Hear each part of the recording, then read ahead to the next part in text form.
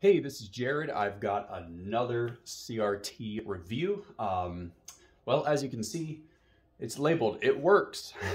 So, video over. No, I'm just kidding. Now, here I am again using Risk of Rain as my test bed. This little monitor here is a 16-inch Compaq FS7600. Serial number is Charlie November Quebec 51306 box 6. Manufactured in March 2005, so not as old as some of the others that I have tested out and have played with. Definitely it is, I would say, an average monitor. It is not bad by any stretch of the imagination, but it's not the high spec monitor that some people may be looking after. Now, with that being said, the reason I say that is for this alone. I don't really see it in games, but when I'm on the desktop, if there's nothing really moving, and if the background is regular, say the default Windows 10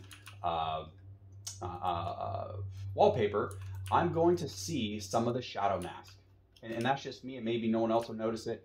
You know, if that's not really something that you would notice, then I guess you wouldn't even be able to tell the difference between this and maybe a slightly higher spec monitor. It's certainly no Trinitron, but it is still a really decent looking monitor. The colors here are phenomenal.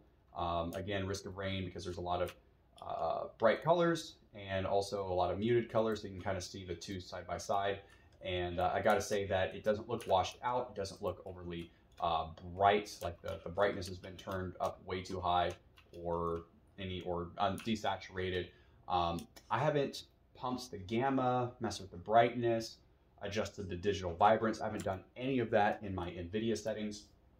All I've done was I've tested. Right now I'm at our typical 768 native resolution at 85 Hertz, and it is buttery smooth. I gotta say, everything looks phenomenal. I'm not sure, let me check. I might not have VSync turned on. It is. So we're looking great. I just wanted to test that. So as always, Blurbusters.com would be a really great way to test blur. So the game looks fantastic. So let's pull up Blurbusters.com. Blurbusters test UFO. Pretty please. I should probably refresh the page here. 85 Hertz. You're not going to see it on camera, so you will just have to take my word for it. I noticed, so the UFO, that's at 85 Hertz. No blurring whatsoever. Maybe the faintest phosphor trail, but all in all, no blurring. Doesn't have a big obvious phosphor trail. Looks really good, and I would say that's a definite pass on for me. Because for me, the whole reason I got into CRTs was because of motion blur. That annoys me more than anything else when I'm playing a competitive FPS.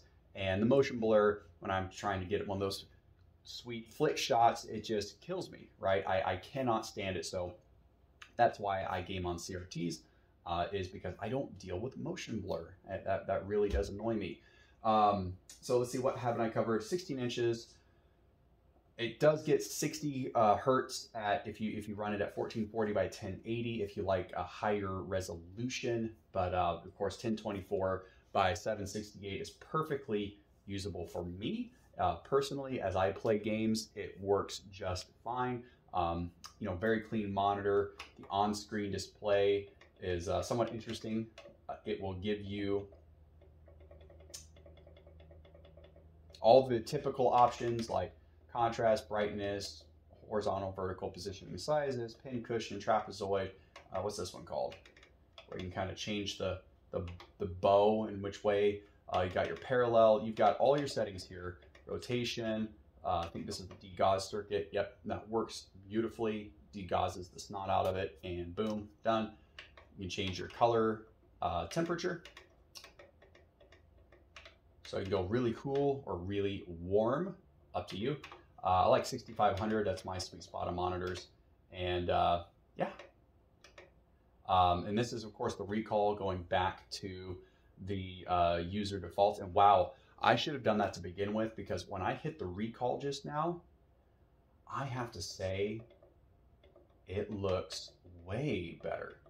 So whoever had this monitor before, I'm going to blame them.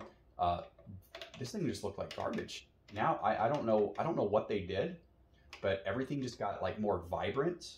The contrast just got a lot better. The colors are better. Like everything is just, I didn't notice anything was wrong before, but like the white is whiter, the blacks are blacker, and the colors are more vibrant. So whatever the heck was going on with those settings as they stood, shame on me for not resetting. So I just hit the recall and everything looks way better. I wish I still had the game pulled up. But yeah, a great little monitor all in all. These videos are not meant to be super long, just my kind of first impressions. And I would say that for anyone who's looking just to get into CRTs for gaming, this would be a fantastic choice. This is, I would say, a great entry-level monitor if you want to just dip your toes into the water to see the difference yourself. And, you know, if you enjoy, maybe enjoy older games where they were made for these kinds of displays and look the best on these sort of displays, then by all means, this is a perfect monitor for a true retro or vintage gamer. So for me, yeah, I would take this and I would easily, you know, play Call of Duty. You know, matter of fact, just for craps and giggles, because the monitor now looks so much better, let me load up Call of Duty and we'll go play that. All right, so I am back.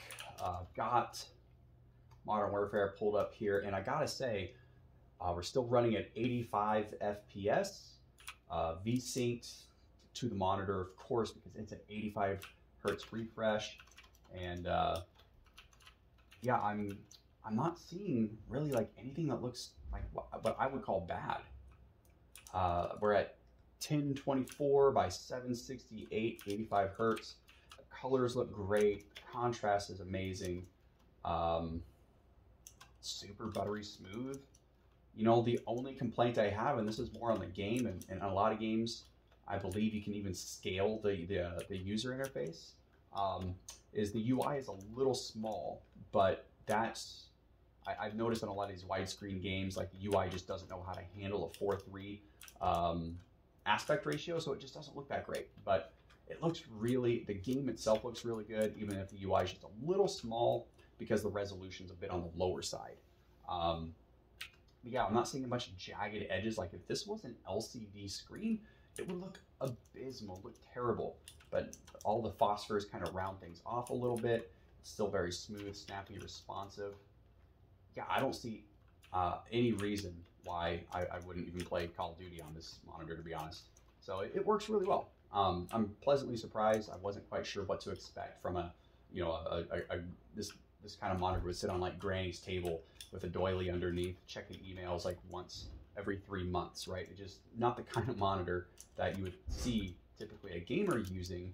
But I would say until very recently, and this is my opinion, with some of the, you know, 4K OLED displays and the 300 plus hertz refresh rates, and, you know, flat panels have not until very recently even caught up with this. Yeah, not, you know, is 4:3 gaming for everyone? No, of course not.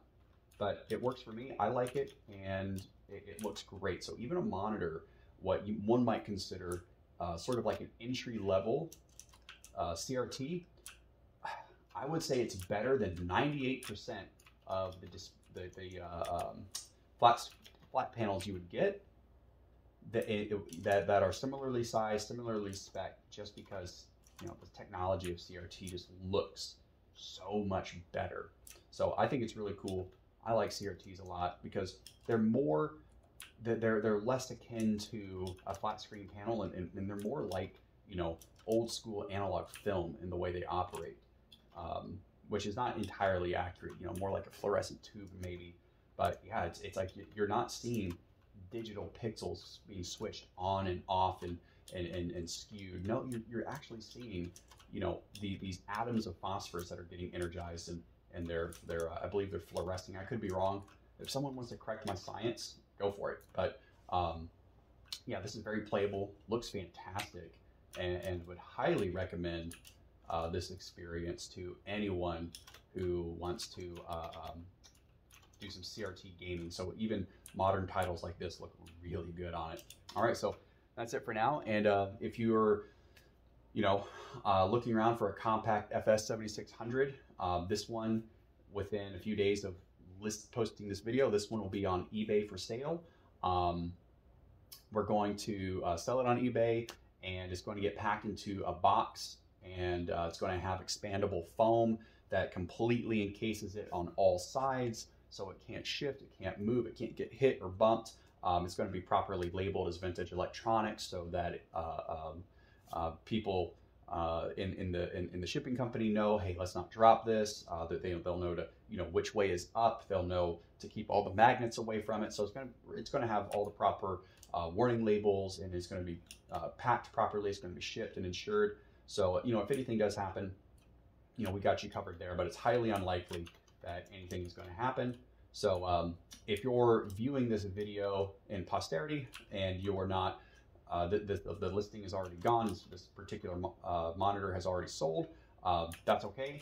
What we're going to do is leave this video up, because you might be shopping for a similar, if not exactly the same model, and looking to get some more information about it, and you want to know a little bit more about the monitor. So if this has been helpful for you, I certainly hope it is. Feel free to leave a like. Thanks.